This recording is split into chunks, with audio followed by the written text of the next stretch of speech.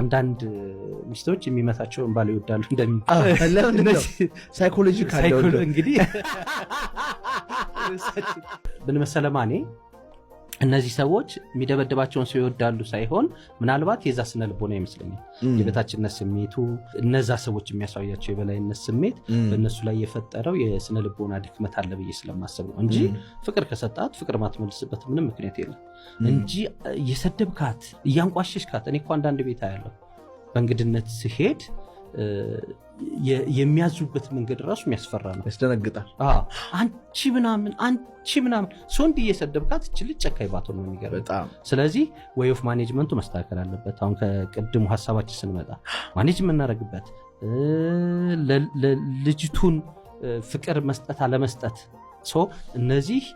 ከተስተካከሉ ስለጠላሃት አይደለም ማኔ አንዳንድ ሰው የሚያስበው ሐሳቤ ነው ብዬ ነው የምወስደው እኔ